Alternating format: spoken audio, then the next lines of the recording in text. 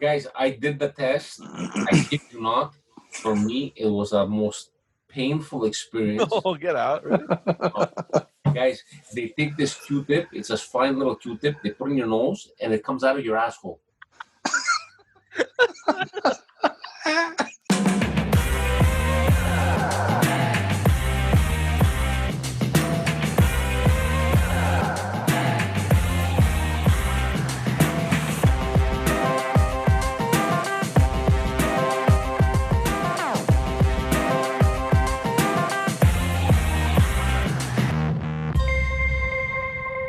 Hello, everyone, and welcome to another episode of Just Us Dads. Thank you so much for tuning in to another Dadversation. If this is your first time, head on over to YouTube, like, subscribe, do the same thing for Facebook, do the same thing for all the other social media platforms, and do the same thing for all the audio platforms. George isn't with us today, but we do have a special guest. We will be getting to him in a second. Chris is obviously here.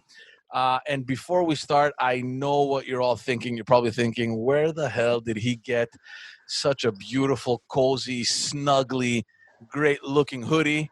You can head over to our website, www.justusdads.ca.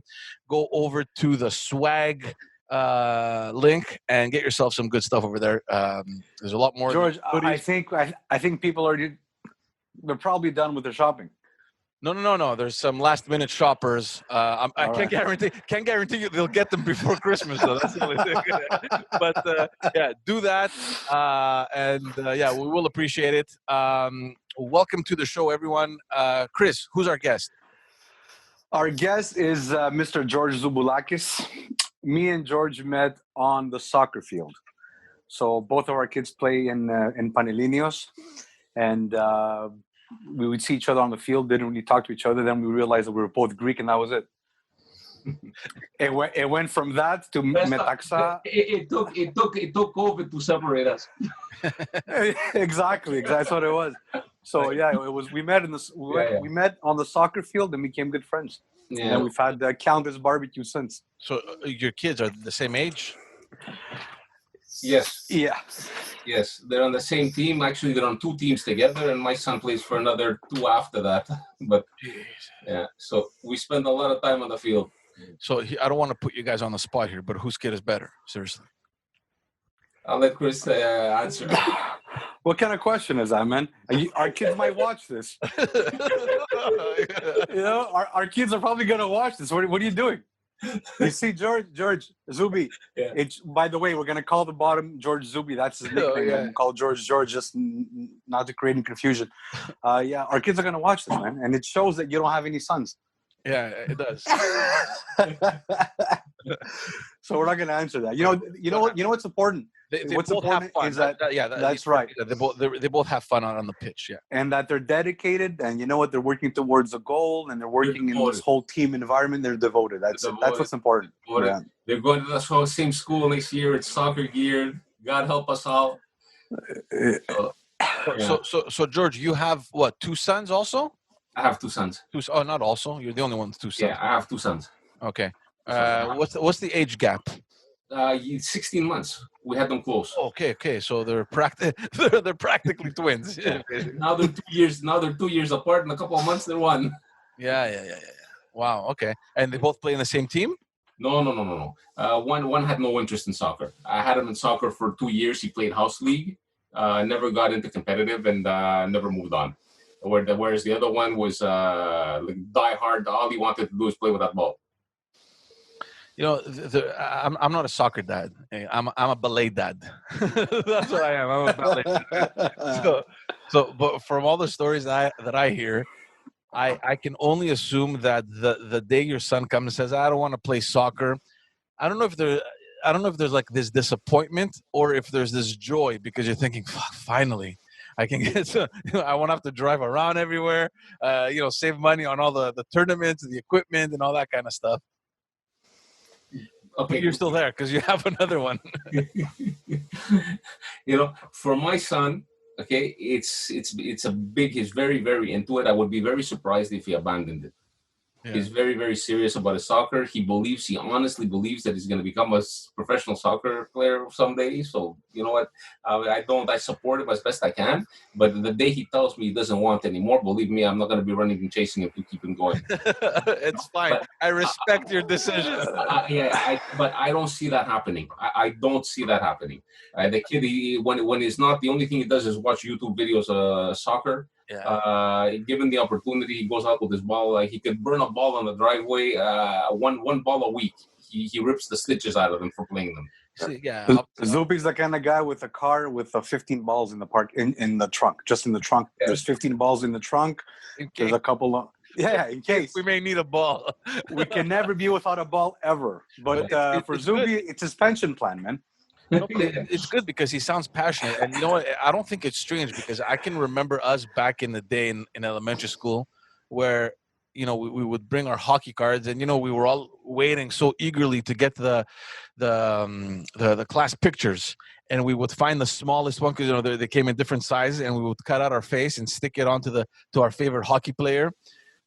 Chris, I don't know if you ever did that. I never did that either. I don't know what you're talking about. Yeah, man. All these kids in my class, I can remember like Peter Gazettas and George Ligris and all these guys. They would come with their hockey cards, and as soon as we would get the school pictures, they would cut out their face and they would stick it on their favorite player, and they would just come like, "Yeah, this is what I want to do." Like there was passion behind it.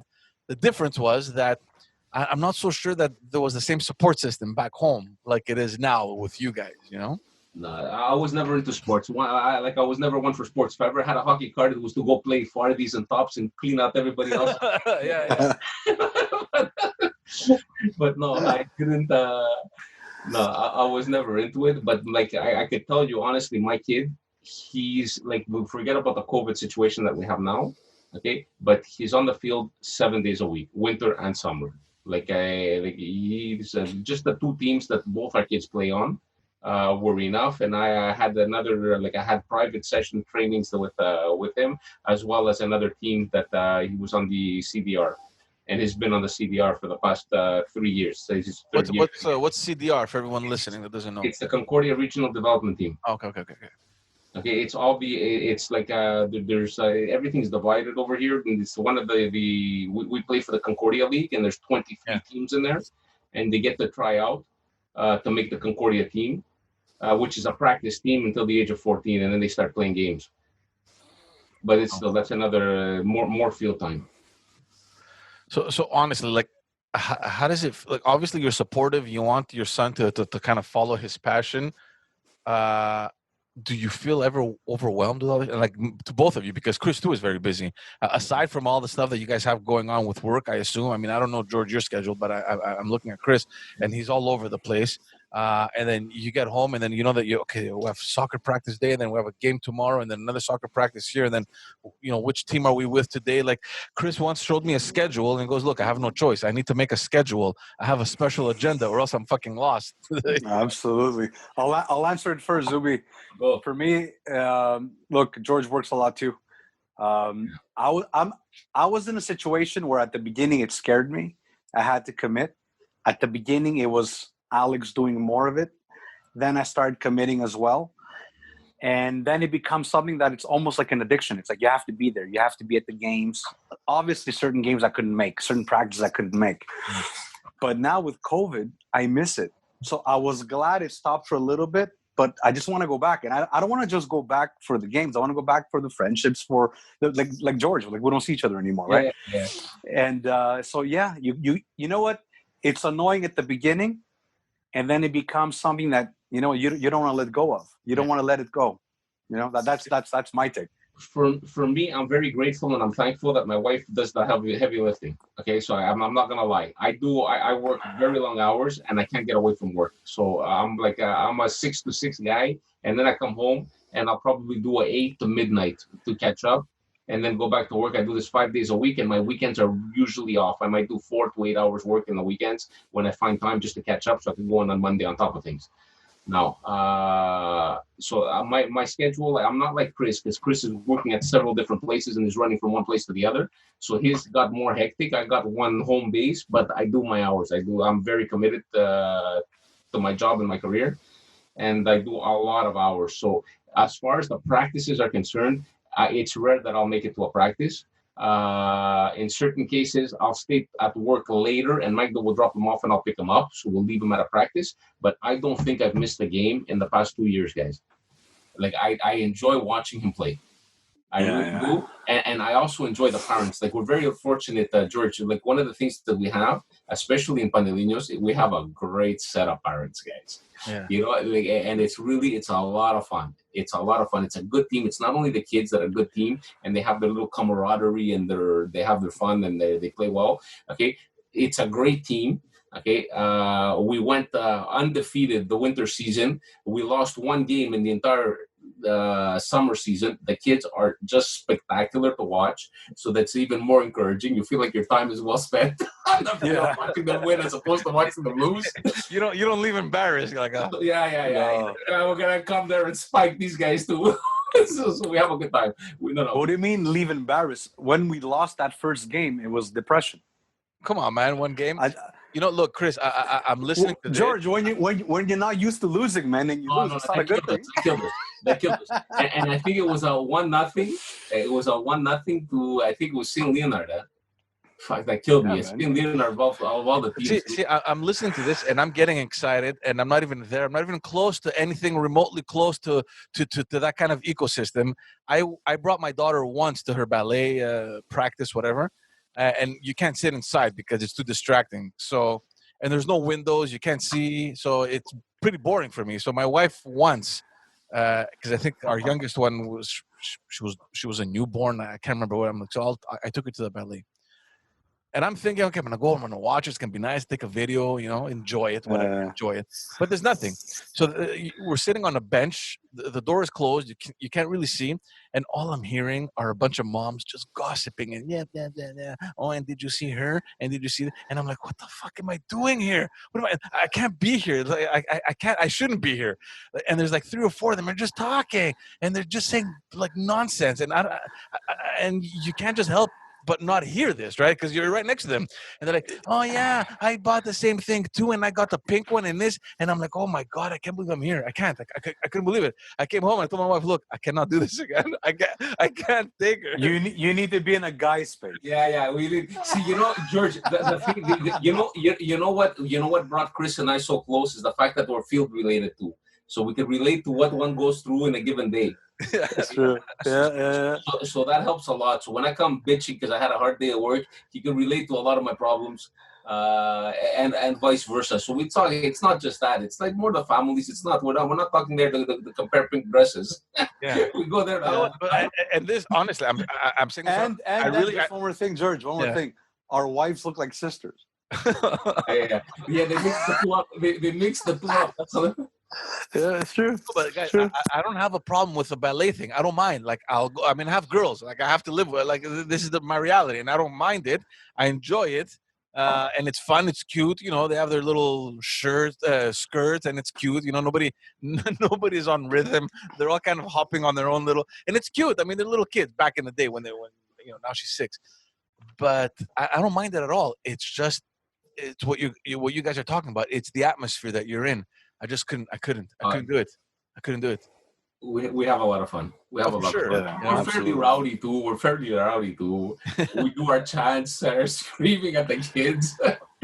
At the refs sometimes when they're unfair. Is that still happening? I remember coming to see one of your games, Chris, and there were a couple parents. I mean, I don't think it is like it is today, where most of the parents, I would assume, are much more committed than, for example, your parents were, or the older generation, which they didn't care. Take your bike, go to your practice, take your bike, go have a game, good job, good luck, or whatever. You didn't have that many parents, but the few parents that were there, it was nasty, man. It was parents are committed. Dirty. Parents are committed. Yeah. No, but back in the day, it was like it was border. Like I don't think my innocent ears should have been listening to that kind of stuff. Is it still like that, or are they more civil? Fortunately, Panelinos is a great team with great parents. We have a good time. Yeah. Sometimes we hear it from the others, because like bad calls on our side or this side. Yeah. Like we went to one game, they were calling us Zouboulakis because we were they were calling us the Zouboulakis. Look what the Zouboulakis are doing to our kids. Anyway, we've seen it. We've seen it. But from us as Panelinos, okay, our parents were not rowdy. We cheered the kids on. We do our little chant, Paneli, so everybody gets into it, but not more than that. Not more than that. But Yeah. I left the team. When I went to Panelinos, I left the team because we had that. And we had people screaming and swearing at the kids on the sidelines. Like, somebody that you don't even know is screaming at your kid. Yeah. It's a... Are you talking about now or back in the day? No. I'm talking about now. Oh, wow. My kid was playing in Saint Laurent there was a lot of politics. Yeah. So he was playing from the age of 5, and these guys, they took him in at 6 for competitive. Okay, and we didn't get him 2 years at Panelinos because he just made it off the Mute. So Saint Laurent was a very different animal. There was a lot of politics. They had 3 teams. They had them segregated. So where they had the Team A, Team B, and Team C. And the Team A all were Team A, and the others didn't count for anything. And all the attention went to Team A. And all the games that were played outside of Saint Laurent were played by Team A. Nobody got a chance to go anywhere. And, I got myself in trouble one time because I acted up. And my kid went from Team B to Team C like this. So I left him in Team C. For a year. At the point that Peter he was committed. He liked the game. He liked the sport. But it wasn't like he hadn't excelled yet. He hadn't really come out of his bubble. And when I brought him over to Panelinos, coincidentally, I knew the president of the club. Okay. And the president of the club happened to be a cousin of my Cubaro. Is it still Andy? Yeah, it's Andy. Andy is he's the cousin of my Cubaro, and I literally grew up with Andy. Like I was a little kid. He's a lot older than me, but because I was always with my Cubaro, basically. So he kept telling me, "Why don't you take him to Panelinos? Go see Andy. And it never clicked who Andy was, and we ended up at a function. Actually, it was sad. It was a funeral, so we ended up at a funeral. And all of a sudden, Andy puts his hand on my shoulder to tell me sleepy. I turn around. I look at him, Andy, what's happening? He goes, so when are you going to bring me my son? Your son. He goes, when are you going to bring me your son? I don't know what you're talking about. I didn't realize who Andy was because when my Cubaro was telling me, take him to Andy, I didn't realize who Andy was. So you know what? Once he cornered me, I took him out of Saint Laurent and I went straight to Panelinos. And no regrets. It was the best thing I ever do. They're a very good team. I worked very closely with Panelinos, obviously nothing to do with soccer, but we used to help them with funding and that sort of thing. And I used to talk a lot with Andy, and he used to tell me, I mean, the kids are very good. Yeah. No, they coach good teams. They raise good teams. Like these guys, they brought Peter of age. So it's they did a really good job with Peter. It's like night and day. And your other kid, what kind of interests does he have? I had them both in Taekwondo. Okay, again, Eric is more the intellectual type. He's the one that's going to sit under a tree with a book. Yeah. So I had them both in Taekwondo. Again, Peter is my sportivo. This kid is he excels in any sport you put him on. He's a little jock. So in Taekwondo again, Eric stayed and Peter pulled out. As soon as the soccer got a little heavy, he told me that I don't want to do Taekwondo. I want to concentrate on soccer. So I let him go. Okay, Eric is still doing Taekwondo. He's on his red belt now. He's got probably about a year and a half to go to get his black. That's good. And he likes it? He enjoys it more? He likes it. He doesn't like the competitions as much anymore. He used to like the competition. When he was younger, he was doing better in his competitions. Now, because it's getting more competitive and the kicks come harder and faster, he's like, okay, Dad, maybe we won't go to the competitions and just stay with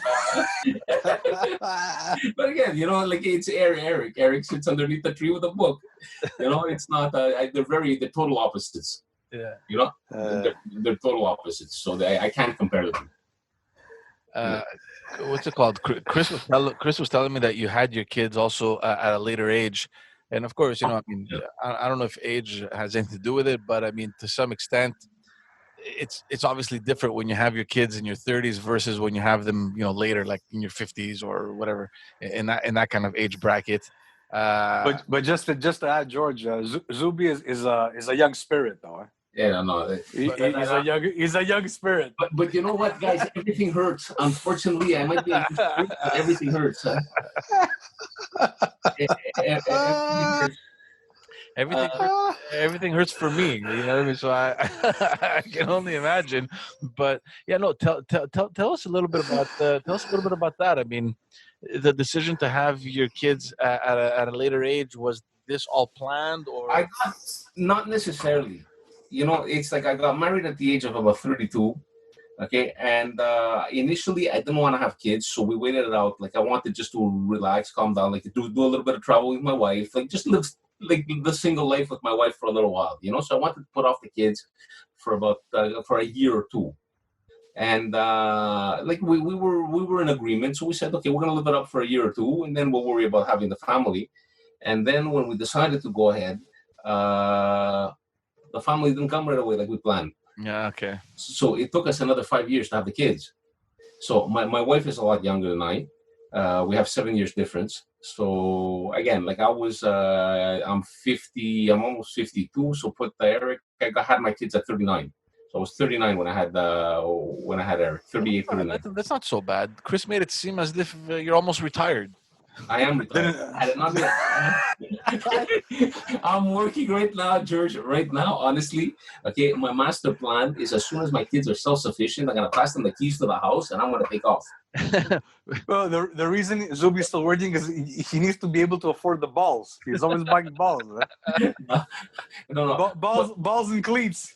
Quite honestly, thank God I could afford them. But no, but to be truly honest, right now I would have considered retirement.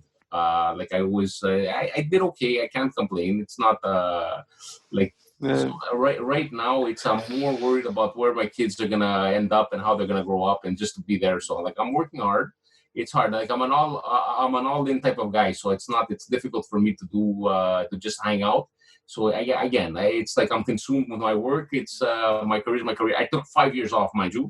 I took a position in a company where I was doing literally nothing for 5 years. It helped in the sense that I was always there for my family, because the job that I had before consumed so much of my time.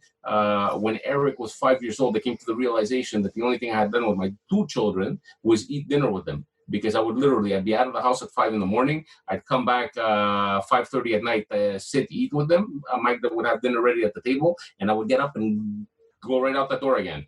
Come back home at 11, and it was all work. It was a very listen. It was part of my career. I don't know why I did it, and I don't know why I didn't wake up earlier. Because right now I'm a lot happier. So even now I'm doing very long hours, and I'm committed to what I'm doing, because I've taken on responsibilities that I wasn't intending to. And once you do that, you stay committed. Like in my case, I stay committed. Yeah. So when I accept a certain position, it comes with responsibilities. So and I take those very seriously. So like at a personal level, it's family and then work immediately after. Right now, work is consuming a lot of my time. But I did spend 5 years where I was fairly inactive career-wise, and it allowed me to spend a lot more time with my family. And it was fun. It was when Daddy was still cool. Once your kids hit 13, like now, the kids are getting a little older. Daddy's not cool anymore. They don't want to play with Daddy. When they're 3, 4, 5 years old, I missed those years. I missed very good years with my kids. And I got in when Peter was 3, Eric was 4, 4.5, 5. And I spent 10 years until they hit 10 about, and then I went back to work basically. Now they're at the age where you have to drop them off a block away. Yeah. No, that's because it's embarrassing. It's embarrassing. They can't be seen with you. That is not cool anymore, guys. Wait until the driving comes into question, and then when they realize, what do you mean Daddy has a motorcycle, or he can ride a motorcycle, and then you're gonna become the cool guy again. Yeah. George, you hit on a chord there. Motorcycle. Motorcycle, you hit on a chord there. Do you still ride? Do you still have a motorcycle? You know what, guys? I don't. I put it away, and I try to. For me, like a motorcycle was like a bad drug. I don't know what to say. I don't know what to call it. I was raised on a bike, actually, because we had a country place. So my father liked to go and plant tomatoes, and he would drag us to the country place to watch the tomatoes grow. So, yeah. So you know what? After screaming, crying, kicking, shouting, my father tried to figure out what to do to get us to go to the country place. So he bought us motocrosses. Okay. All the neighbors' kids had motocrosses. So yeah, you can have motocrosses too. So all of a sudden, Dad, what do you mean we're not leaving on Friday? We're gonna go on Saturday morning. You know, so we got it. Like I got my first motocross at the age of 7. So I've been riding, like I was riding from very young. I started racing at about 12. I've had my share of accidents, wipeouts. Like I can be a trauma surgeon by experience. Yeah, and then after that, I transitioned into street bikes. I raced some street bikes for a while, and like I raced the Castro Motorplan 600cc amateur series in 1987 until I went broke. I managed to do 4 races. It was very expensive. Especially trying to fund it as out of your pocket. I was wearing like a busboy 3 days a week and a waiter 2 in the summer. And you needed like $300 just for tires for a race. You know what I mean? So it was like, and I was a kid. But it was all good fun. Got into a lot of trouble.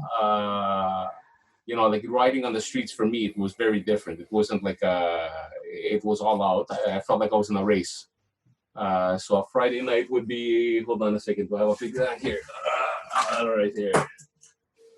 This was my favorite bike. With the suit and everything. The whole thing, of course.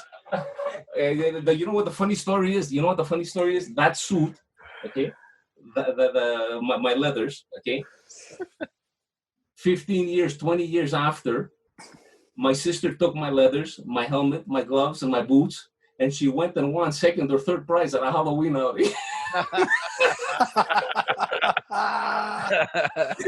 She went on Halloween, and I used to go out every Friday night. And yeah, let's go. It's a costume now. It's a Halloween costume. I still have George. I knew he was serious with his bike riding when he showed me his calf, and there was like half of the calf missing from an accident. Oh no! Yeah. No. I've been mangled. I've been mangled. It's that was probably one of the worst I had, and it was very young. I was 14 when that happened in a race. I came off a jump and I landed the front tire. It flipped me around and slammed me into a grandstand, and the foot peg took out my whole calf. So I spent 2 months at the Montreal Children's. They were trying to put together the leg. Stick together his calf. I'm laughing now. I know it's not funny, but when you showed it to me, the way he was showing to me, man, there was like half the calf missing. I'm like, what the fuck is this? And that came with a mangled rib, concussion, 7 broken ribs. Oh man. Yeah, but this is Zubi. This is $1 million question, man, because you did all that. Whatever, you probably got in a little bit in trouble with the cops and everything. Obviously, like everyone that rides bikes. I'm not a big bike, so I don't know. But the $1 million question is this: is today? Look, you have Eric is almost a teenager, right? What happens if he shows up with a bike, or if he says, "Dad, I need a bike," and like how would you handle that? How would I handle it? See, the difference with me, one of the reasons why I survived, guys, okay, was because I had dirt bike experience, okay? So when things got hairy on the road, okay, and the tires started to go this way and that, and you locked your front brake or you slid out your right tire, I never panicked, okay? I never panicked, and I always stayed in control, okay? I'm not saying I didn't have accidents. Even like, guys, I have places, I have places all over my body where you'll never see another hair. Okay, so, I'm no stranger to road rash. I've had I've had huge accidents, guys, and I've walked away from it. Most of them I've walked away from with nothing more than stitches and broken bones and whatever. But how would I right now? Eric is a no. I would be scared for Eric to get a bike for lack of experience. And I don't think when you go and you get your driver's license or your license to ride, okay, after 3 sessions in a parking lot, and then they take you around the block wearing those pinnies with the monkeys. It's not that for me is not experience. Okay, because the moment the car pops out in front of you, and you're doing, you have to do some evasive maneuver, this or that. You don't have what it takes to get around that car. You don't have the it's like, for me, it was a little different. So it's like, if Eric had grown up similar to the way I did and had similar experience, I would be very confident that, here, take a bike. Just be careful what kind of stupidities you do, and I hope you survive. Okay. Got it. To start, hope you survive. I hope you survive like I did. Para na stavro, para na stavroggi, Take a little cross. No. It's no, like, guys. I'll walk you through my top 3, and I wonder how I'm still alive sometimes. But I had like 3, like my top 3 were crazy, like were bad, and they were sheer stupidities that I got away with, like scary top 3. But go for it. What's number 3? Number three, I had I didn't at that time. I had my driver's license, my license, and I had a friend of mine. He had just bought a GSX. This was in 86, 85 maybe. He had a GSX 750, a 1985. Zubi, sorry to interrupt, man, but me and George are bicycle retards. Like you just said like some letters with some numbers there. Right? It's fine. It's a motorcycle. Okay. It was the year the 750 from Suzuki, a very, very fast 750 from Suzuki, had come out. He had it brand new, and his brother had a year-old Ninja 900, which was also a very fast bike. Okay. And he took his brother's bike and he gave me his, because his brother wouldn't have caught me dead on this bike. And we had gone up to Tremblant. We raced around the base, and on our way back, guys, we still had back in the 85. They still had the toll booths on the 15. I don't know if you recall, if you're old enough to recall the toll booths. No, we were 5. I remember the tolls on Champlain. I don't remember further north. Anyway, there were 3 of them. There was one right outside of Laval. Okay, there was one in Saint Jerome. Okay, and then there was another one higher up, closer to Tremblant. There was 3. It was a quarter toll. Yeah. And I'm chasing him. I'm tucked in a bubble, and I'm doing top end, and I can't even reel him in. So I'm doing close to about what I'd figure at the time was about 135, 140 miles an hour. Okay, and I'm chasing him, and we're coming up to the toll booth, guys. Okay, and I realize that this guy is not stopping. And you're doing 140 miles an hour, and you're aiming at a toll and saying, God help me if a guy veers lanes, because when the cars pile up, a guy could just go in to take that one because it's empty. So you're aiming at that one from the horizon, and you're going to say, which one do I choose? Aim well, and in a bike, either you steer or you brake. You don't do both at the same time. Okay? So, like, at that point when I realized that we're going through this, now you're committed, okay? It's like it's like playing Russian roulette. Okay, which stall are you going to take? And is somebody going to pop out of his lane to take it? Because you're going to cut him in half. But wait, what do you mean go through them? It didn't have the... No, it had the light, the green light, red light. Oh, it wasn't blocked. It wasn't that thing that came down. No. Oh, okay. Yeah. Okay. So, like, we passed those tolls. We passed those tolls at 140. And at 140, it's you're threading a needle, guys. You have to sit and think after you go through that toll booth. Oh, man. 140, this is 140 miles an hour. Miles. That gets me nervous when I play arcade. Miles. Okay. So you go through the tolls and like you're not worried. Okay, the cops are gonna be up our ass soon or something. Oh no, we guys. Back in the day, it was catch and release. Actually, and the majority of the time, they would chase you for about 10 minutes and let you go. We used to get into chases. Used to get into chases every Friday night. Okay, it was later on in the 90s when they really got started getting serious and they were picking us up. Okay, like even if they used to catch you, you used to get a ticket for reckless driving that was $180 that didn't even carry points in the day. Wow. It was very different. It was very different from what goes on now. Like if you did decide to stop and they pulled you over, they would give you a ticket for $180 and you'd be on your merry way. Then the points kicked in. First of all, you had a license that didn't even have your picture on it. It was a little green piece of paper. You took your friends. If my license was done for and I was waiting 3 months to get it back, I would use my friends. Oh, who are you? You tell the guys, and they would let you go. Things have changed. Yeah. No. Many times, Things have changed. what we used to do, okay, is we used to swap bikes. When we used to lose our license, we used to swap bikes.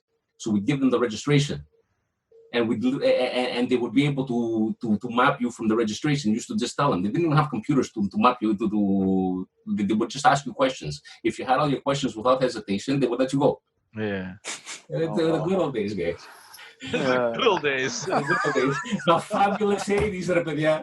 It was the fabulous 80s. Where we can run away from cops.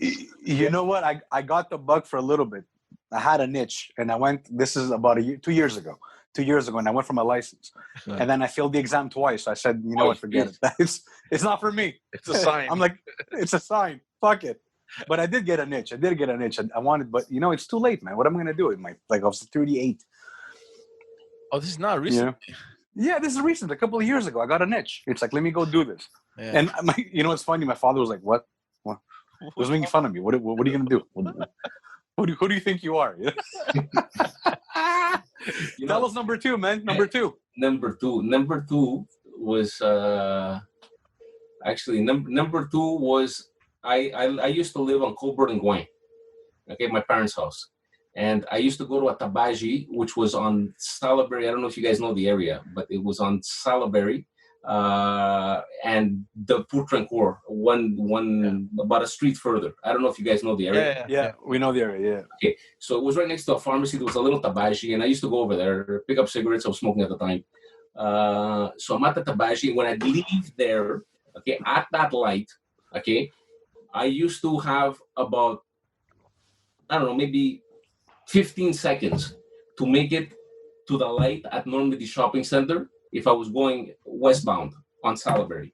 So I'd have like maybe 15 seconds. So I would sit on a tank, okay, and rev to red line. When I saw the light go yellow, I would drop the clutch, spin out, like literally smoke the tire and come out on a wheelie trying to make the light, the Normandy light at the Salaberry and Pourtrancourt.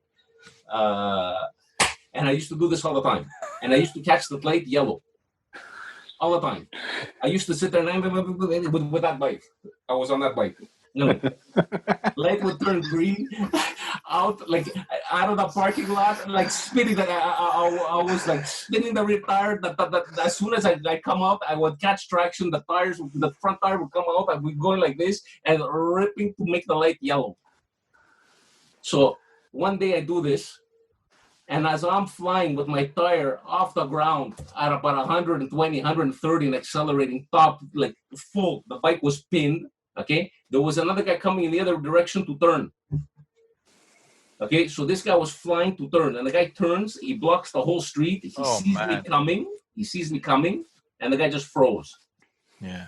Okay, and there was no stopping for me. There was no, first of all, my front tire to stop was up in the air. Anyway, we're laughing, but it's so dangerous, guys. Oh, it's man, like, yeah.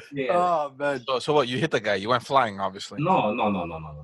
What I did was like Georgia's law. Whenever you have a car in front of you, you pass from behind. Okay, because if you try to pass the guy from the front, if you try to swerve and try to pass the guy from the front, if the guy hits the gas, you're dead. Yeah. Okay? The guy's not gonna put in reverse. Yeah. So you're always safer to pass from behind. This is like you think fast, and this is where experience plays. Yeah, this is a split-second decision. Yeah, you're not always going to think about it. No, you don't have time to think about it. This either comes to you naturally or you're dead. Fortunately for me, it came naturally. Anyway, so while the guy's in front of me, I land the front tire. Like I slide it out. I recover it. I don't go into a tag slapper because I went down and then brought it right back up. But there was the median. So now when I passed from behind, okay, I was at the median. Do you guys know the area? Because right after that, you have the underpass for the 15. Yeah. Okay. Mm-hmm. There's the median. So I swung it back. And then I had the sidewalk. I couldn't get back onto our lanes. So now I had to play chicken with all the cars coming at 120. So not only I saved myself from one, I'm on the opposite side of the street with a median and lampposts and a sidewalk this high. So you're not going back over. Oh man. Okay, and the cars are tightening up, guys. Okay, like this is a scene out of the movies. I must have did like at least 5 or 6 cars, blah, blah, blah, like front, back, left. And by O'Brien, I managed to put it back in my lane, and I felt like a hero. Man. Let me ask you. Then you went back home. You went back home after that. No, I was going downtown there. I was going downtown to party. What are you talking about? It was a Friday night, dressed like that, ready for Halloween. Yeah, no. See, something like that. First of all, something like that would happen to me. I'd go through the window of the car, guaranteed. But even if I were to make it out of that, I would stop and probably change my underwear. It'd be full of shit. Yeah, me too. I'm not for those big emotions, man. Those big thrills, they're not for me. No. I like hearing about it. Yeah. Like, I'm enjoying your stories, man. I love it. I love hearing about it. Just it's not for me, man. Like, I don't mind getting the little rush at La Ronde. but Not the same. not the same. I like to get the thrill with a belt on. There's a bar. You can hold on to something. I can hold on to something. It's not the same. Yeah, it's not the same. Give me your top one. My top one, guys, like this one, I ruined the vacation. I scrapped the vacation in Greece. Had a TDR 250, very fast 2-stroke, but it's a smaller bike. And I'm wearing my Bermudas And a flip flop. my sunglasses, pantoflaya, and we're going to the beach, guys. No, wait, before you finish your story, Zubi, when I first went to Greece and I saw that, it was weird to me. Big bikes with a speedo and sayonares. Yeah. It was a weird thing to me. Or some people with patuses, right? Just barefoot. Just patuses, right? Anyway, go on, say it. Anyway, so I'm doing about 120 down the road, and in front of me at the horizon, there's a tractor pulling a tanker, like a water tanker, to go put water in the fields. Okay, like it was like a 53-foot tanker, and it was being pulled by a huge tractor. Tractor's doing about 30 kilometers an hour. What's he doing? I'm doing 120 and I'm gaining fast. And I'm looking to see if I can pass the guy. I'm looking to see if I can pass the guy. So as I'm gaining on him, okay, I see the guy, he starts to pull to the right. So I go, okay, he saw me and he's pulling to the right so I can pass him. So I hit the gas full, start going through the gears. I'm going like 120, 130, 140. The guy went to the right, guys, to pull a wide left. Oh, man. Oh.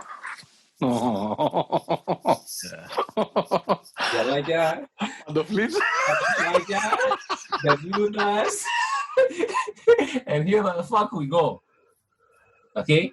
Guys, again, but I didn't get away unscathed on this one. Like this one here, but still, how I survived this one, I still don't understand. This one here, I went and lit a candle. Yeah. Okay, you know, all the others, I never thought twice. Okay, this one here, I went and lit a candle. Okay, the guy pulls. I had the tanker this way. I had 50 feet at 100 kilometers, 120 kilometers an hour. I had 50 feet to think what the fuck I was gonna do. Okay, the tanker going this way, the tractor in front of me. The only thing I was gonna do is try to make the turn with the tractor. I hit the rear brake. I slid out the back. I didn't even try. Like I dropped a few kilometers from the front, hit the rear, slid out the back, hit the gas, and tried to stand. And now you're wearing pantoflaya, so you can't even put your feet on the ground. Like you can't do that.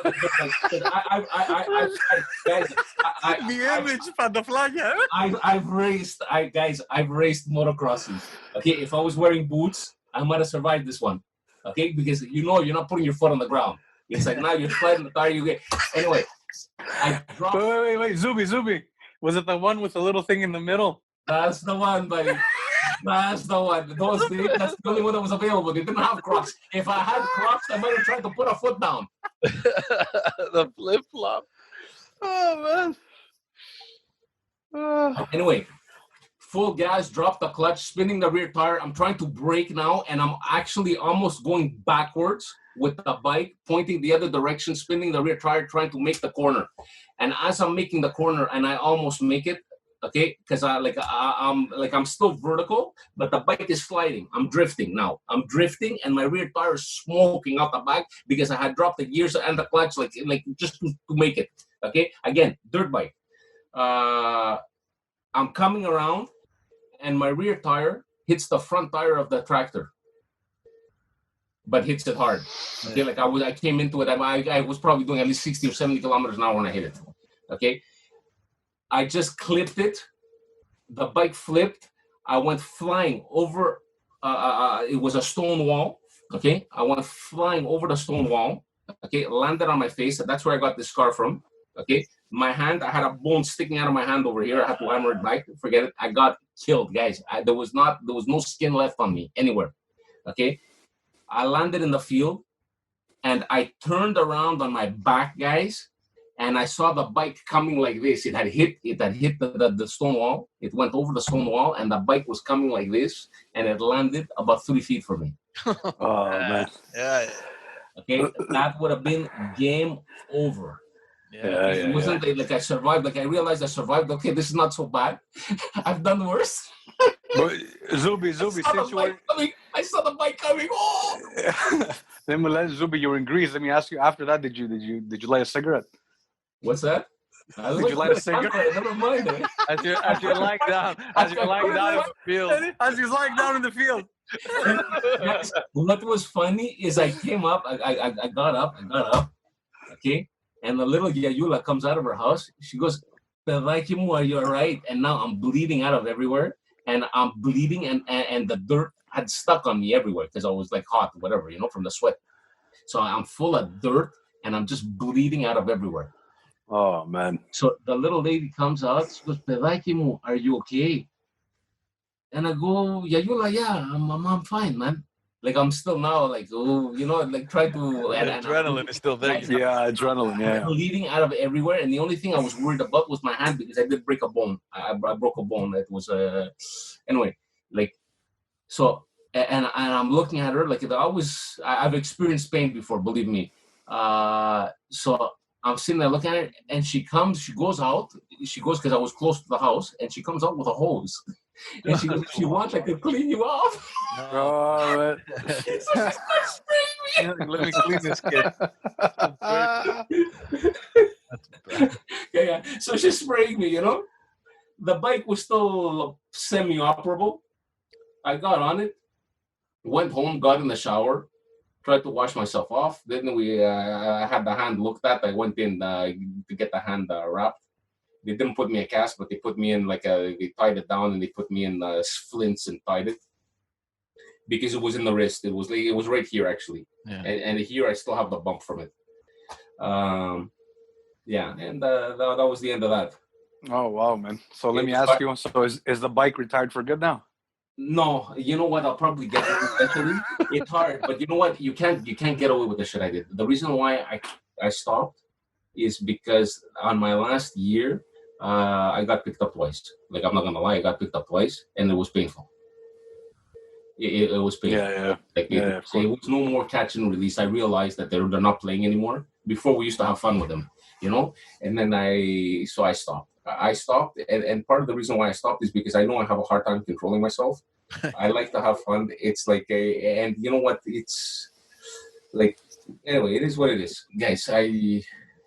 No, but you can have like a bigger bike now, a Harley, where you can just go and enjoy the road. I can't do that, George.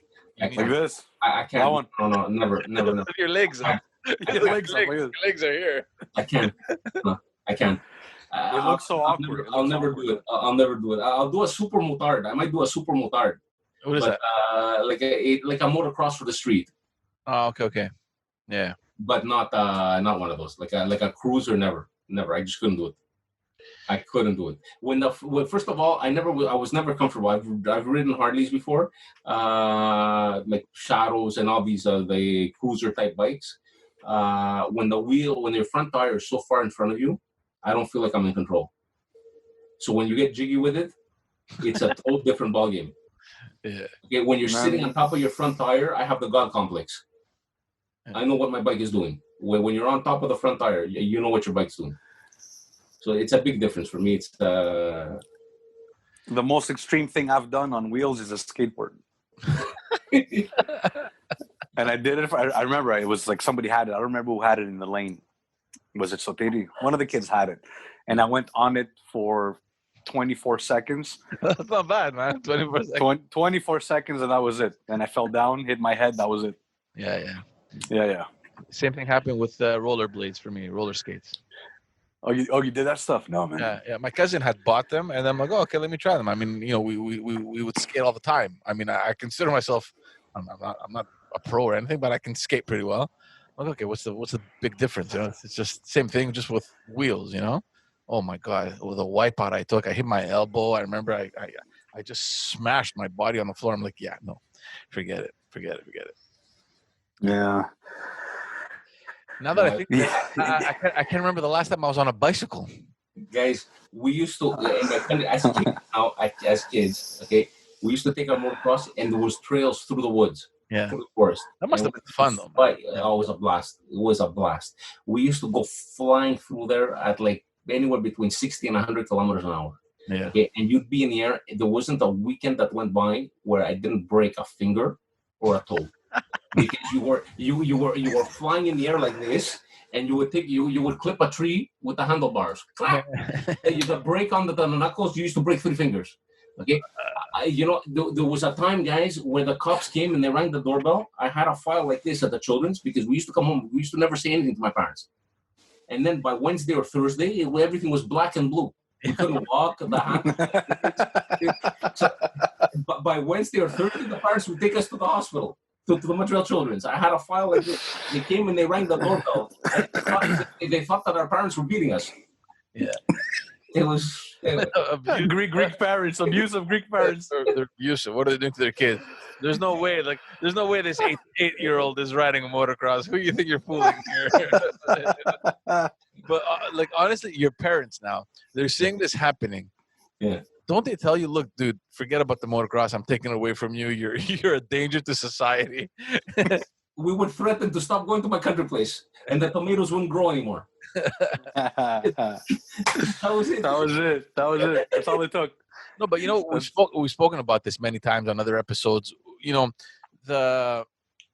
it's not about how that they cared more or less. I think they obviously cared about their kids. It's just, I think they were much less stressed than we were. And I remember we said this last, I can't remember which episode, where, we had a place up north too. And we were young kids, and we would walk to go to the beach. There was a lake, and we would all go there. No supervision, nothing. And my daughter is 6. I mean, at 6, I remember my mom being there. There was always someone, or my friend's mom was there. But I have very good memories of me being like 8 or 9 years old and going by myself, or we were all together, like in a little group. Of course, there were like my sister and my friend, they were a bit older, but by 2 years, whatever, they were 10, I was 8. I mean, it's not that much of an age gap, right? And we would go by ourselves. And we're thinking now, if my daughter is 8, 9, would I ever let her go swim without me being there, or without an adult? And the answer is no. And it just brings us back to the mentality that our parents had. And that's probably the same thing with your dad, where it's like, all right, take a bike and go. You know what I mean? Whatever happens, happens. I mean, yeah. Go. See, like today, like your kid is 7. Do you even give him a motocross? Listen, if I had the means, or if I had a country place, chances are we'd be riding together. I hate to say it, but chances are we'd be riding together. Yeah. I would have started even younger. Yeah. But I didn't have that means. I didn't. And you know what? Now it's late. Now I don't want to be very honest, I wouldn't want to see my kids on a bike right now. Yeah. Because it's late. They're gonna, they're gonna be like late bloomers. They're gonna get out there. It's. Yeah, you handle the fear differently. It's different. If it's different, like for me, like to react or to like riding came naturally when I got onto the street. Okay, it's like I went and did my racing license. Okay, and when I was doing my racing license, which was at École Fast, I learned a lot about suspension. So they taught us how the suspension acts. Okay, and they taught us how to set up your suspension and what it's supposed to do for you. And you know what? For me, that was like Pandora's box. They opened Pandora's box, and the monster came out. Okay, because once I realized that, fuck, man, there's actually a science to this. Excuse me, actually, I shouldn't have said that, but anyway, there's actually a science behind this, and if you get it right, okay, it inspires that much more confidence. Okay, because you are like you could set up your suspension for your weight and your riding style. Okay, and it plays a lot. Your traction on a motorcycle plays a lot with the compression and the rebound dampening. There's a lot of key components that play into this, and if you get it right, it's like you start riding Alibaba's magic carpet, and all of a sudden you feel like you could do all things that you couldn't do before. Okay, and once you understand it, because the track brought a lot of this shit together. Okay, because I had the motocross. The motocross was all out. I used to just go crazy. You know what? I can't say I really knew what I was doing because I went to one race. Like my final race is a story on itself. We'll save that one for another time. But it was an experience. My final motocross race. But once I started racing like street bikes, things came together. It was different. The thought was different. The way I used to ride was different. It was like everything changed. Yeah, man. Now you know what I see now, George Zubi. I see you next year in Paros with a little Vespa. Yeah. A little and a papaki, and that's it. You know, just to go get your bread or your tiropitas. Yeah, that's it. Last time we were in Greece, now that you mentioned how weird things are in Greece with motorcycles and all these Vespas and scooters, we were with my brother in 2016, I think it was, and we were driving down to Nafplio. So he's driving, and we're in front, and we're seeing a motorcycle, and there's two guys on it, right? And something looks off. We're like, but they're still far away, So we're like, what the hell's going on? Like something doesn't look right. So as we get closer, there's a front guy. He's riding. It's fine. But the guy behind him, he has a fucking cigarette and a frappe on one hand, just sitting behind the. This is on the highway, bro. Normal. That's what it's all about. He's riding with a cigarette. Like, where are you holding on to, dude? Like, he's just sitting behind with his. They're crazy. I had a cab driver once in Patra. I don't know where he was. I don't remember exactly where he was taking us, but what I remember is on one head he had a boloi, a frappe, a sandwich, and he was driving standard. Like all that was happening while he was driving. That's a lot of talent. Like this, like that, sandwiches like this, like this.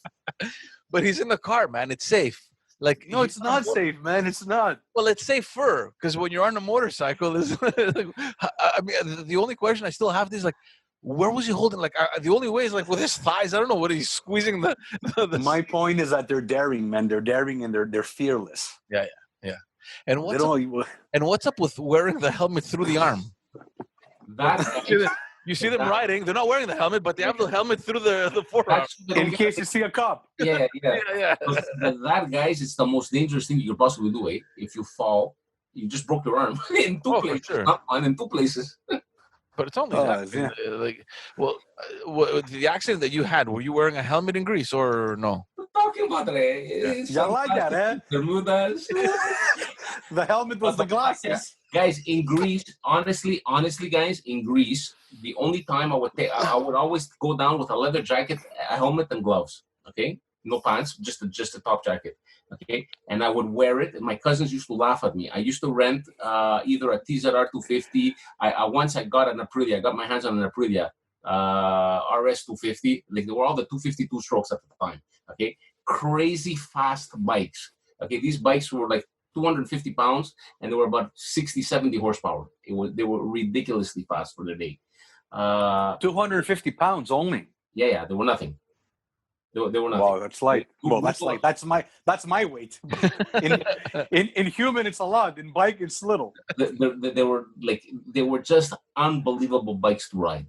Okay, and I used to go down with my helmet, my leather, and my cousins in Athens would laugh at me. But I used to always go visit my father's chorio because my mom was from an island and we spent the time in Paros. But I would always, out of respect for my dad, I would always go down to Sikia and I would spend one day there. Normally, I would spend one night at Monevasia. I would go see my grandparents. I would go see like 5 relatives and get out of there. and I would do this. And like at that time, it was before they built the tunnel and the highway to go down to Sparti. So I used to leave Athens and I used to call the village, and I had a cousin, Mujuri, Dimitri, and I used to call him and I said that I'm leaving now. Okay, because that was proof that I was leaving like from my cousin's house, and I would make it down there, guys, in 2 hours and 45 minutes. Okay?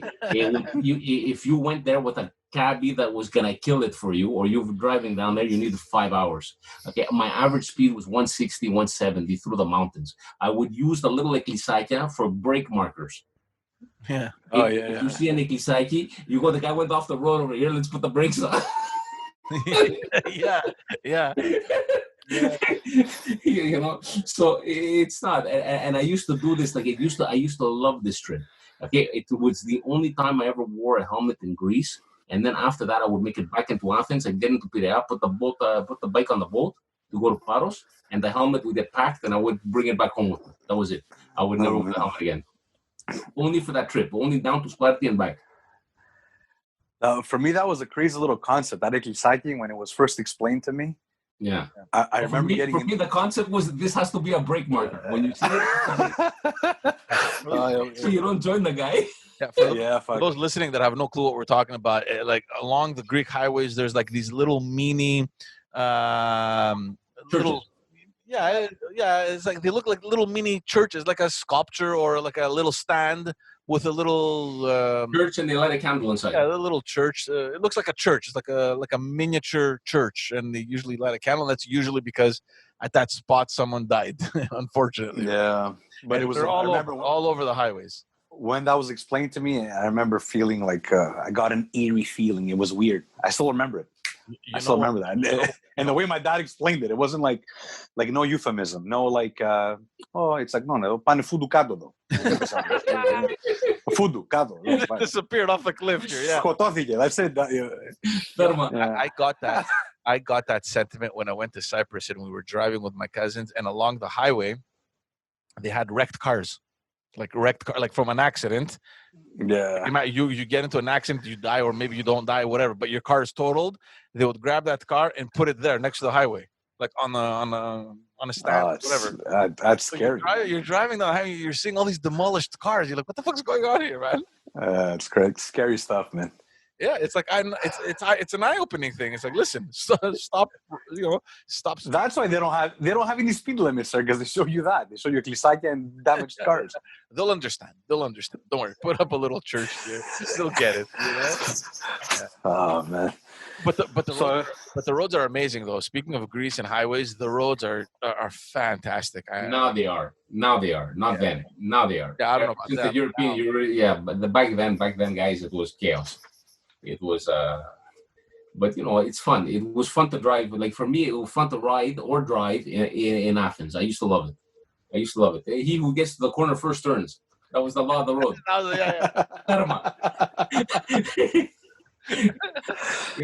light stop sign. What is this? Oh, yeah, no.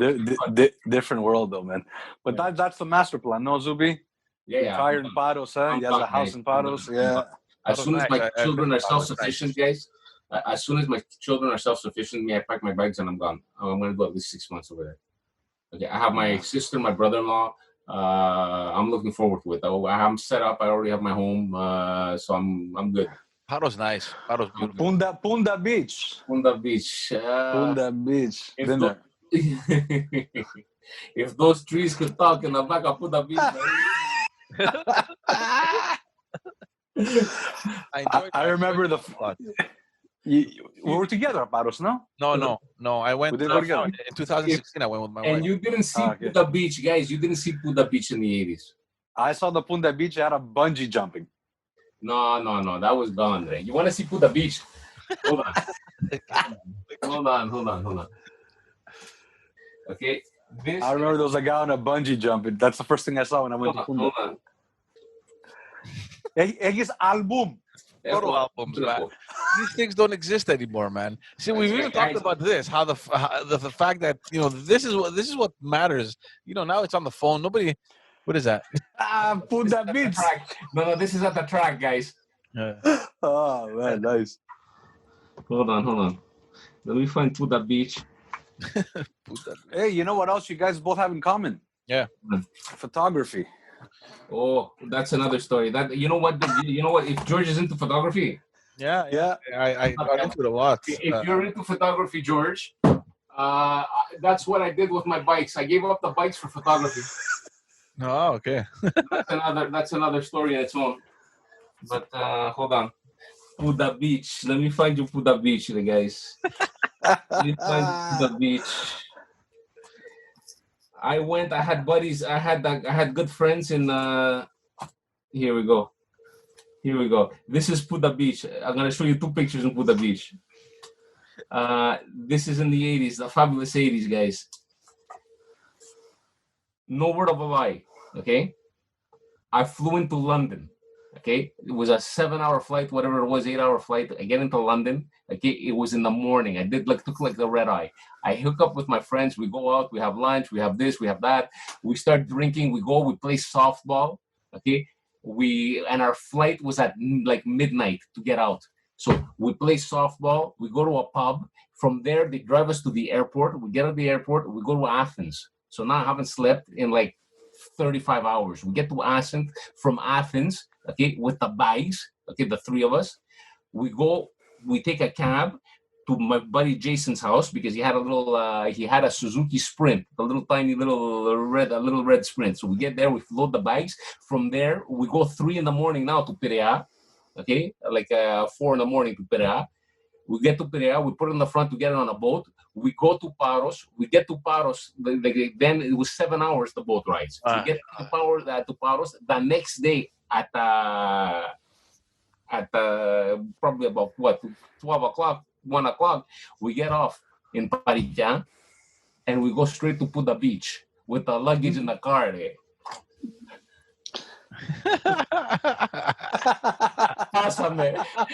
We're here. We made it. Okay, you want to see Puda Beach in the 80s, guys? These pictures are priceless. Were there any nudes then? What's that? Oh yeah, for sure, all over. I remember when Kefalonia, the first time I went when I was young, it was Vizia everywhere. Yeah. And my uncle would want to take pictures with Vizia. A lot of people, man. You know what's great? This was no bungee jumping, no kutamares, no nothing. There was a reggae band. There was drinking, and people would start fainting from the dancing and the partying. They would start fainting, and they would pull out a fire hose and start spraying us with a fire hose. The thing is that it hasn't changed that much. I mean, look, I didn't experience that when we went to Paros with my wife. It was probably like in September or something like that. Well, you went with your wife, George. Yeah, but still, no. But we went to the beach. It wasn't that active, but maybe the fact that it was September, I don't know. But these party beaches, and I've heard stories from other people that have gone, like even to Mykonos and all this. It hasn't changed that much. I mean, it's still chaos. It's changed tremendously. It's not what it used to be. Trust me. Trust me, George, because I saw the heyday. Yeah. Okay, let me show you a picture of what because you'll never see this. You'll never see that. How old are you? 39. Sernato. You know what? Forget it. I feel for you. You will never see. You know what? Greece, guys. There was a period 84 to 92. That was the golden era of the Greek islands. Okay, that was before the European Union. That was before the euro. That was the depreciation of the drach. That was when we were cashing in a Canadian dollar at anywhere between 80 drachs to 120. Okay, and it would cost you 500 drachs for a hotel room. It would cost you 30 drachs for a beer or a drink at a bar. It would cost you 30 drachs for a frappe. You could go to a restaurant and eat a fish with a Greek salad and a liter of wine with 600 to 800 drachs. Yeah. It was. You know what? We remember that. We're not too young for that. Because I remember the first time I went when I was older, because I would go often with my parents every 2 years. But when I was 17, 18 and I went, it was with the drachmas. And I remember a pita, a beer, and a pack of cigarettes was like 200 drachs. Well, it was $6. Like it would come out to like about $6. Yeah, it was stupid. It was stupid. Yeah. Like you went to Greece with a little bit of money and you were a king. $6 sounds expensive. Okay. This is Today, what Zubi, today, σήμερα θέλεις 8 ευρώ για μια καρυδόπιτα. guys, You know that, right? guys. Okay, this picture is priceless. Okay, the ferry boats. Look what used to go on in the ferry boats. Στρωματσάδα. Stromazzada. Okay, these ferry boats then. Okay, they didn't even know how many people got on. Yeah. They had no clue. They had no clue who went overboard, who didn't. Like they had no clue what was going on. You couldn't walk down the halls. This is a boat going down to the islands. Yeah. It was a burdello. Now, no, that's over now because the tickets and everything. But I remember in 2005 when we went down, and we took a boat. We left from I think we're in Milos, so we leave Milos, and it took like 12 hours to get to Athens. It was like I don't even know why it took that long. It did like 15 different islands before it got to Athens. The boat was packed. It was over, like they had like they would just bring in people. And as we're approaching the port, they announced in the boat that nobody's allowed to get out because the port authorities had to come in Say it. to inspect. Guys, the minute the boat got in, nobody gave a shit. The door opened and everybody ran out. You had the port authorities fucking whistling, hey, nobody move. People fucking swearing at them. Nobody gave a shit. Nobody gave a shit. Guys, did you guys experience when you would get close to the port and they would just say "Xebarcation"? Please prepare for the Xebarcation. Who the fuck translates these things? Please prepare for the Xebarcation. We are approaching the port of Piraeus. Please prepare for the Xebarcation. What the honor? No, look. When I was 7, look, it was one of the most memorable trips I had, and I was alone. Obviously, no parents, and Greece was an interesting place to explore, man. Guys, And you know the feeling I got, man, because I was always close to the Greek roots. Like I went to Greek school. I would listen to Greek songs. I read some Greek, so it wasn't strange to me. Like Greece wasn't a stranger. I always felt. But you know what? No, but you know what it is, George? That's the first time I got there. I didn't feel it as much. But as I got older, and I went back, I knew that I came from there. Guys, I felt it in my bones, for me. You know what did it for me? It was an outdoor concert in Monevasia with Talaras. Yeah. Okay. Significa. You don't understand. Yeah, of course. Okay, I'm talking about even the tables were dancing. The tables and the chairs were dancing. There was like 5 villages had gone there. Okay, it was absolutely chaos. Absolute chaos. And it was the most heartwarming thing I've ever experienced. That's when I discovered what it was to be Greek. No, but think about it. It's true. They would have. I remember where my dad is from. There's like 5-6 villages. Yeah, the panigiri. This was like the mega panigiri. Yeah, the mega panigiri was like thousands of people. It was amazing. Thousands of people. They had Dallara singing, man. It was crazy. And Gourounopoulos. Yeah, no, there's a different. See, this is the other thing, and we've spoken about this.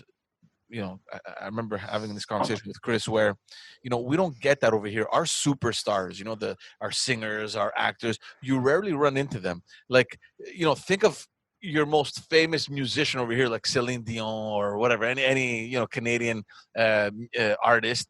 You're not going to run into them. Like there's no venue where you can go sit down and listen to these people sing.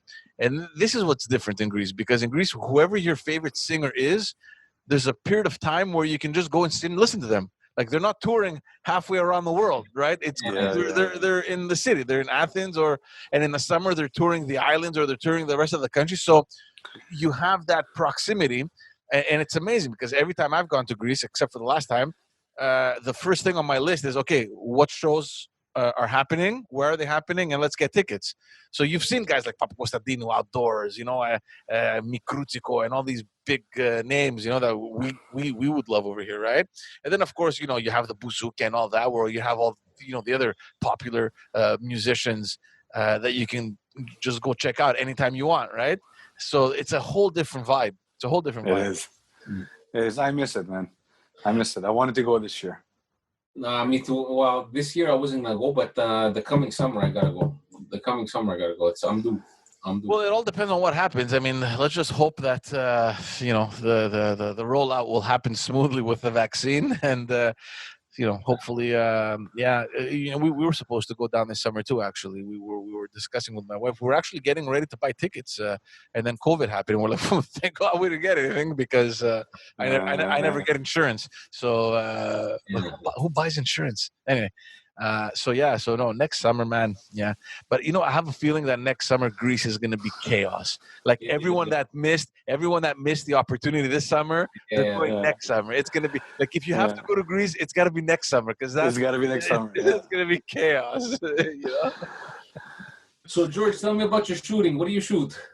I don't shoot that much anymore, but I got really into photography a couple years ago. I shoot Canon. I had a 7D. That's a Nikon. That's a Nikon, right? That's coming from a Nikon user. Yeah, that's it. I never got into this whole animosity Canon Nikon. Like, I'm not like a tech junkie. I really didn't care. Is it like Apple Samsung? Is that it? Is that the rivalry? Kind of like that. Yeah. Worse. Yeah. Worse. We're enemies now. You're talking to a Nikon guy. Yeah. So I never got into this whole techie thing. I just wanted to do it because I found it interesting, and I took courses, and I That's what happened to me. I got the bug in college because I had to take a course. I had to take an elective, and there was nothing open except for a photography course. Yeah. So I take the photography course. I show up to the photography class on my thing, and they tell you need a camera. What? You need a camera? Where do I get that? 35 millimeter. The fuck is that? So I'm a starving student. I went to the pawn shop. I don't know if you guys remember York. It was at the corner of 4th and St. Catherine. There was a pawn shop called and they had guitars there. They had all kinds, man.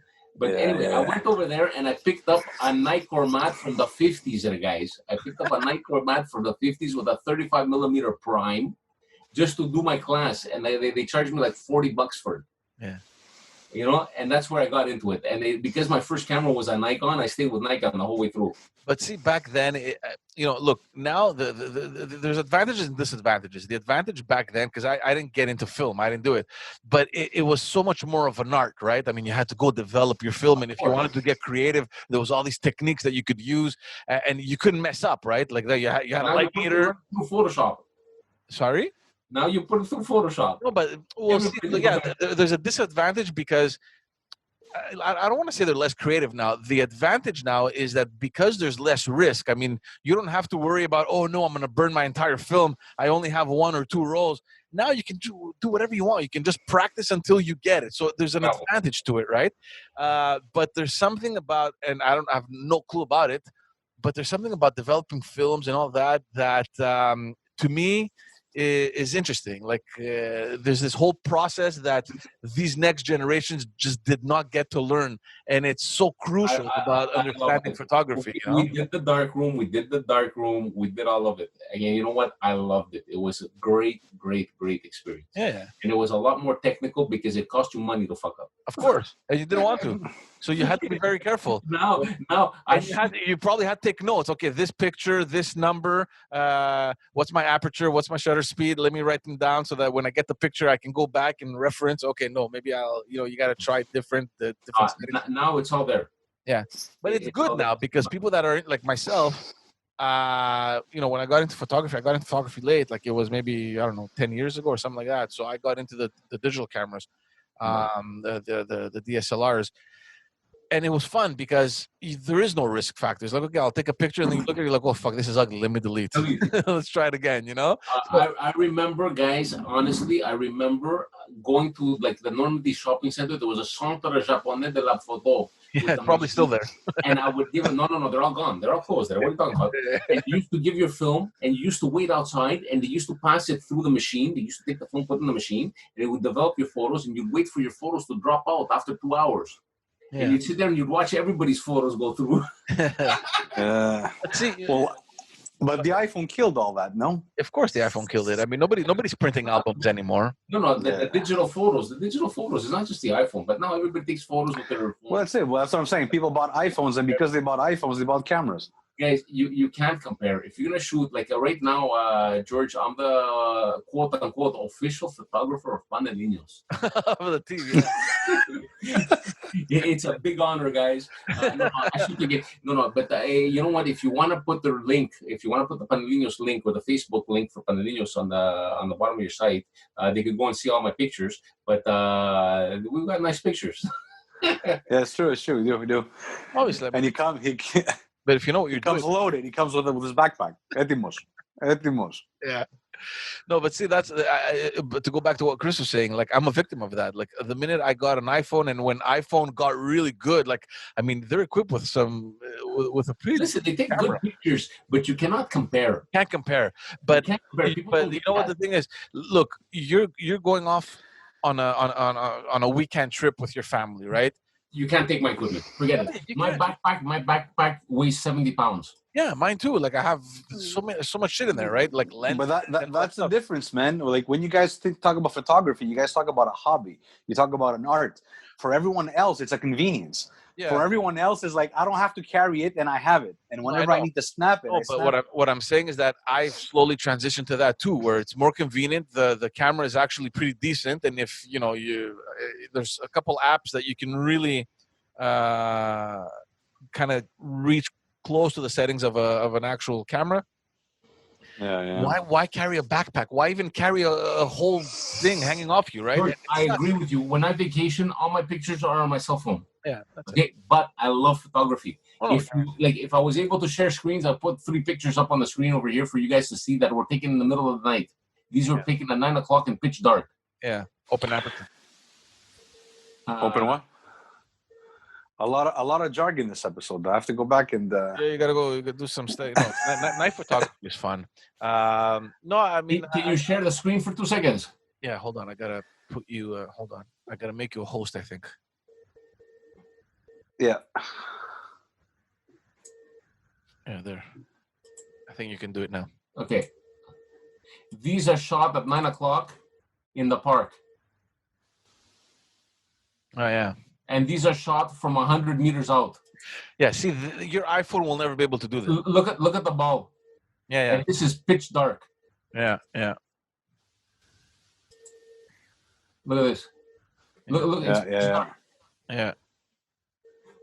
Yeah, see, there's settings that your iPhone will never be able to do that. You can't. First of all, I'm shooting these from the stands. Yeah. I'm shooting these. These are done with a 600. Oh, wow. On a D5. Okay. Anyway. Yeah, I've been thinking about getting back into it, but I mean, it's I don't know. You fall. I fall. I'm a victim of just practicality now. It's like, all right. Listen, convenience. I enjoy practicality, guys. There's nothing I enjoy more than practicality, but I love my camera. Yeah. It's fun. Pai do Bukali Zubi. No. Yeah, guys, you know what, man? I'm looking forward na catch na few minutes in Mazin. You don't want me to forward to doing the barbecue. Man. But you're not the only one, man. Everyone is in that same boat. I mean, I think, and you know what sucks now? Because we can kind of taste it, like it's like we can see the light at the end of the tunnel. The vaccine is ready. Canada's going to start testing soon, delivering the vaccine. So in the back of my mind, it's like, okay, we're all good now. We're fine. Like hopefully by next spring, by next summer, we'll be able to kind of see some sort of normalcy where we can have the barbecues. And the closer you feel it, the more impatient you get. You're like, oh, come on, man. I just want to get out of this, George, are you going to be one of those crazies that won't let people come in if they're not vaccinated? Yeah. How do you test it? How do you? Honestly, I haven't. Honestly, as bad as this may sound, okay, I haven't taken it seriously at all. What do you mean? Even at work, it's like a lot of people. They're coming in like, the mask and this and that. Anybody could come into my office. I don't care if they're wearing a mask or not. I'm not one of these. You're chill. You're chill about it. Yeah, some people, they freak out at work. Some people freak out. It's like you pass by them and you're not wearing a mask, and they panic. Oh yeah, of course. People panic. People get into fights in the street. Yeah. Me, People get into fight in Costco. I'm totally casual about it. I'm not. You know what? Like personally, like as serious as they say that it is, I don't know anybody who's gotten sick from it, and I know at least 10 people that have had it and recovered without symptoms. Yeah. No, all the people that I know that got it, and it was a couple of clients, it was a couple of people at the office. They all had the symptoms, but it came and it left. Yeah, it came and left. It came and it left. It was a 5-day thing, and it came and it left. Like not even a cold. Yeah, exactly. So look, obviously it hits certain people a little bit different than others, man. But me too. I'm not the guy who freaks out. I'm not paranoid. Yeah, I'll distance myself. I'll wear the mask just to make other people a little bit more comfortable. But I don't go crazy with it either. Yeah. I wear my mask for other people, not for me. Yeah. You know, I have guys. They have just, like their hands are cracking open from the, you know. Like, That's George. That's George. Oh really? George is bleeding. He's bleeding now. You can't see his arm. His hands are bleeding. Yeah. I had one girl. She comes up to me from work 1 p.m. She goes, George. She goes, I think this year. She goes, my hands had more alcohol than I did. Yeah.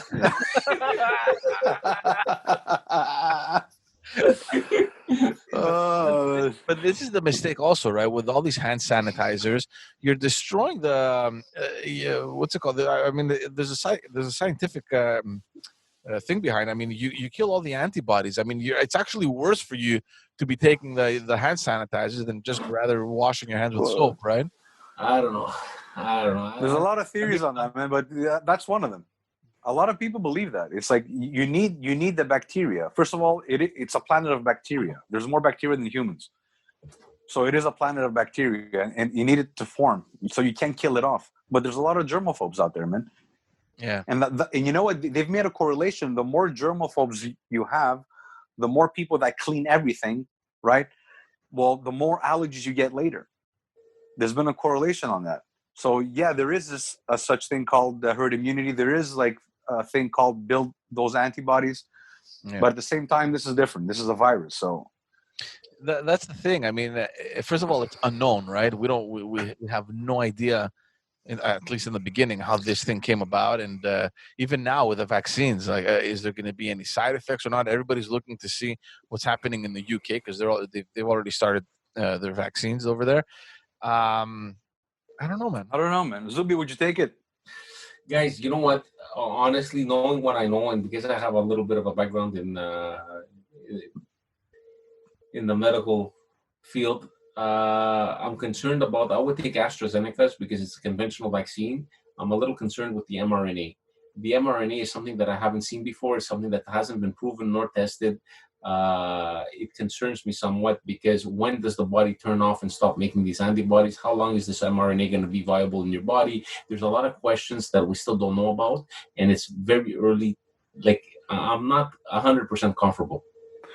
That's it, man. It came too fast. Even the clinical trials and all that. Forget about it came too fast. If it came too fast and it was a conventional vaccine, like right now, AstraZeneca came out with a vaccine. It's a conventional vaccine, and they say it's 70% effective. I would much rather take the AstraZeneca, which is a conventional vaccine, because we know that your body is going to produce, like a conventional vaccine is an attenuated strain of the actual virus. So it's a virus that does not harm you. Okay, it's the actual proteins of the virus that are manipulated in such a way that it won't harm you. Okay, these are put into your body. Your body recognizes this as a foreign substance and starts to build antibodies against it. So then when the real virus comes in, okay, it goes and attacks. Okay, now, in the case of mRNA, they're giving the genetic code to your body that's going to go directly into your cells. It's going to be decoded and reproduced by ribosomes within the cells. Okay, when this is done, guys, okay, you're producing what they're injecting into you. And these guys have manufactured this. They coded it. What if they coded it wrong? What if this code that they're injecting into you affects other cells? Okay, it has binding capacity to other cells. There's a lot of things that is always the risk, though. There's always that kind of risk, yeah. Okay, but not in a situation where we have a conventional vaccine. And that's why, like, I'm more comfortable with the AstraZeneca, but you never know what they're going to give you. So now, but they said the one from Pfizer got approved. Which one's that? That's mRNA.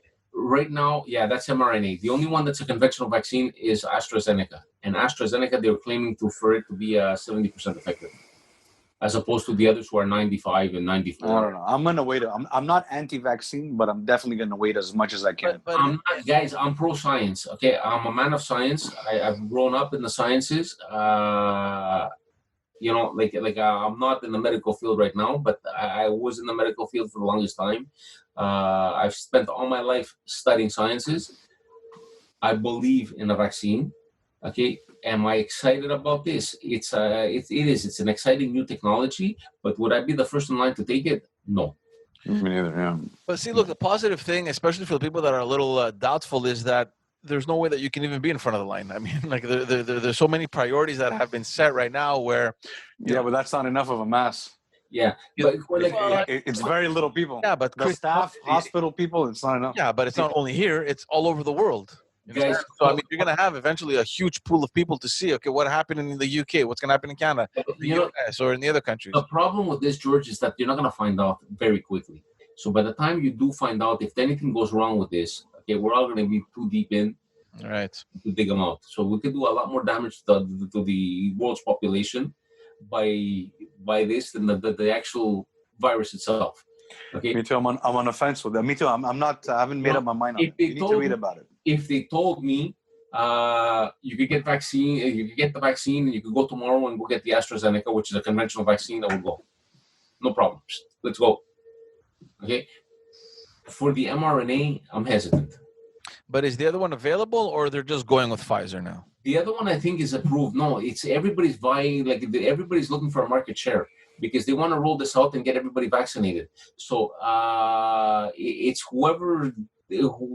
Again, it's the laws of Greek driving. Whoever gets to the corner first turns.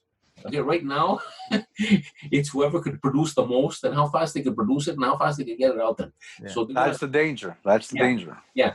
So you know what? If AstraZeneca is not capable, like if they're capable of producing to the tune of 20% and they catch 20% of the market, that's going to be AstraZeneca's like market share. You know, and they're going to. What I'm saying is that if you want that one, is there a way for you to get it, or they're going to be like, look, no, this is the only one available? I'm not sure. I don't think so. To be truly honest with you, when they start vaccinating, they're going to vaccinate with whatever's available at the time. So it's whoever comes to the plate first with the vaccine, that's what you're taking. And if you're forced to take it, you're going to take it. And you know what? If you want to go to Greece next year, I guarantee you, they're going to make you take it. Yeah. You think? Oh, yeah. The only thing they're not going to do is put a barcode on your forehead that says vaccinated. Well, I heard news coming out of Greece, was it 2 weeks ago, where the prime minister said that if ever you want to travel, you need to be vaccinated. But that's for Greeks. What will happen for the tourists? I mean, they can't. It's all the same. It's all the same. They won't let you in. If they're gonna stipulate that for the Greeks, do you think they're gonna let you in if you're not vaccinated? Yeah, but man, it's a tourism. I disagree. Yeah, me too. I don't agree with that. I mean, like, look what happened this summer. I mean, the guy, and it was very smart, you know, for the Greek prime minister. He made these he called them the tourism pathways or whatever the hell he called them. He went to the countries that brought the most tourists to Greece. So he did it with Australia. He did it with Canada, in the U.S. And they had agreed that if you have travelers coming to Greece, they should be tested before they leave, and we will test them upon arrival, and vice versa. Before they leave from Greece to come to your country, we will test them here, and then whenever they arrive there, you can do whatever you want, you know?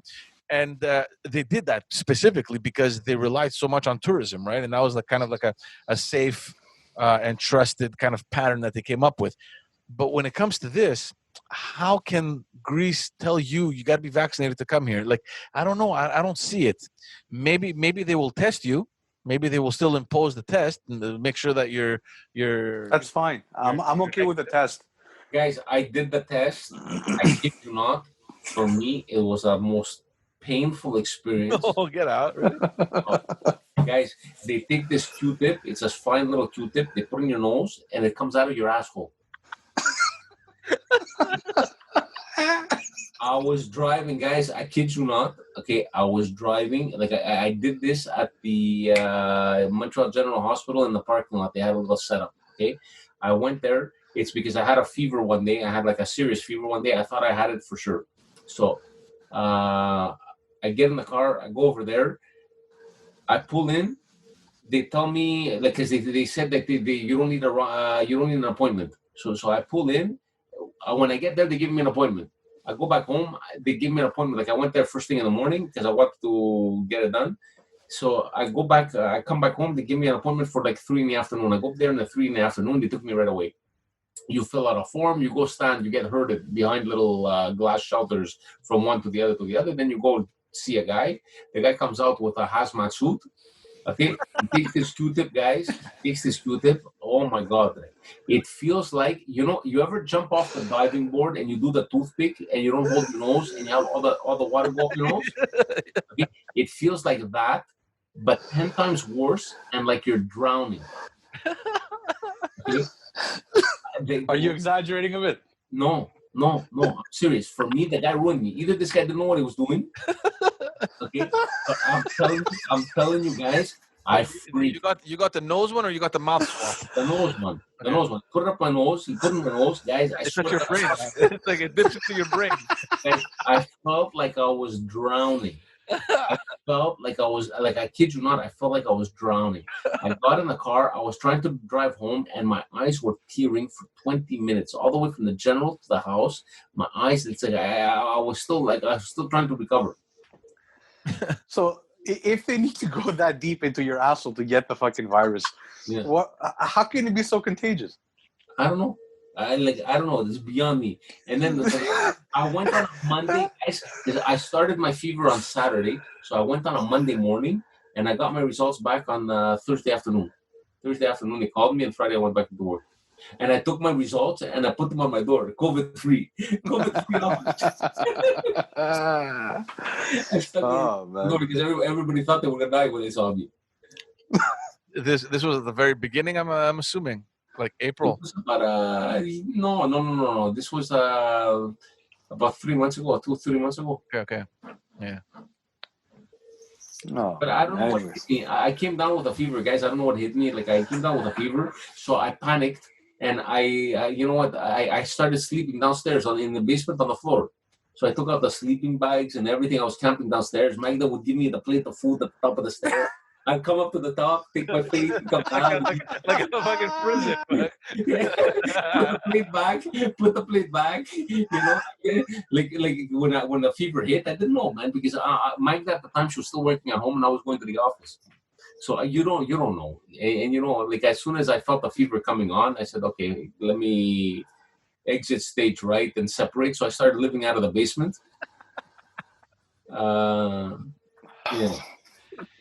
don't know, man. Look, I just hope that there's brighter days ahead and much quicker than later.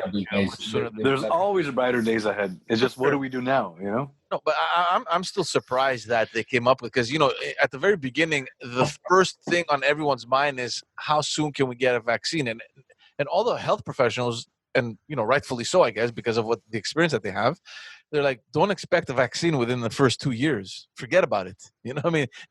Be prepared mentally for this to be the reality for at least 2 to 3 years. And then suddenly 9 months later, everybody's fighting to get the vaccine because it's out. It's, I agree with you guys. I mean, I don't know. But guys, don't forget, like I said, this is not a conventional vaccine. Yeah. The only one who came up with a conventional vaccine was AstraZeneca. The others, the mRNA is not something that's been tested before. It's something completely new, and it's something that scares me somewhat. Yeah. Interesting. I don't know. The mRNA, for me, it's like there's a lot of things that I'd be hard pressed to see somebody answer. You're injecting into your body, and you cannot take it. Once this gets introduced into your body, you cannot remove it. Okay, and this is a genetic code that's going to penetrate and go into your cells. It's going to be decoded, and it's going to produce exactly what this genetic code assigns. Why is it? Maybe you know this. Why is it in 2 different shots? Well, in 2 different shots, it's for you to it's to boost your immunity. So they're giving you 2 shots of this mRNA. So this mRNA might actually have a half-life, but who knows what the half-life is? So by a half-life means that when it circulates through your body, maybe 1 shot is not enough, and they're giving you 2. But that, what? I didn't know it was a good 2 shots. If the mRNA is 2 shots, okay, that was something that I was unaware of. But if the mRNA is 2 shots, it means that it does have a half-life, and they're giving it to you to make sure that you produce enough antibodies to fight off the virus. Okay, which means that, like, my concern would be that if this actually stayed in your system, okay, and you would keep creating these antibodies because it would just stay there and it keep getting decoded and decoded and decoded, and you keep creating antibodies, and then it would be a form of multiple myeloma, which is a form of where you're producing too many proteins in your blood, and your blood gets thicker, and it's something that like, it causes arthritic pain. There's other repercussions. So there was that too. That was my thought of it. But if you're telling me that they're giving you 2 shots, chances are that this is not this would never happen, because it does have a certain half-life and it would go away in time. Okay, so it's much safer than what you initially. Well, if you're telling me that you're going to take 2 shots, It's in 2 shots. Yeah, that's what they're saying. I mean, I don't know, but that's what I've been reading, that it's in 2 shots. then for me, that's actually a good thing, a very good thing. It's very positive. Yeah. But there's a lot of things. I don't know. You got to really look at the science behind it, and not a lot is being published. Right. Not a lot is being published. You know, like me, I was looking to see, like, when they first announced this virus. Okay, I was waiting for them to announce the shelf life. Okay, like an average, like a regular virus, guys, normally has anywhere between a 4 and a 16-hour shelf life, which means if it's out of a host, okay, and it landed on the table, okay, its lifespan is about 16 hours. Okay, at 16 hours, like 16 hours, it's actually 8 hours. The average. Yeah, I was gonna say 16 is a lot. Yeah, it's less than that. It's actually about 8 hours. It's actually about 8 hours, and you know what? The majority of them are actually 4 before they denature. Okay. Now, I was waiting for the shelf life of this thing. The shelf life of this thing was never posted until recently, and they're telling us now that this virus is encapsulated, which means it has a lipoprotein that encapsulates it. Okay, which means that it's viable even 36, 48 hours outside of a host. And in some cases, they said that they've proven it to be like in certain surfaces, okay, that allow moisture, okay, it could last up to 72 hours. At the beginning, they were saying 14 days, man. Yeah. No, they never said that. Yeah, they were saying on certain surfaces. I never saw. I was looking at it. I was looking at it because that was the most important thing to see how this thing was going to spread. Okay. They have it down now to about 3 days.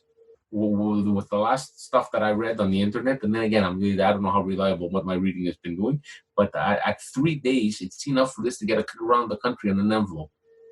Yeah, exactly. So, you know, from country to country in an envelope. So you don't have to worry about somebody carrying it. You know, it's going to come. Whether you like it or not, it's going to come. Mm. But anyway, it's... We'll wait and see. Hopefully, everything will work out fine, and we're just thinking about our travels next summer. I mean, that's our priority right now. I want to go to Greece too, guys. Yeah. All right, guys. Oh. Let's end it. Is there anything else, you guys? Are you okay if we end it here? Yeah, we're good. On a positive note, man. We'll see each other in Greece next year. That's it. We'll see each other. We'll all go party at the George's house and. Paros, here we go. Maliki Paros, guys.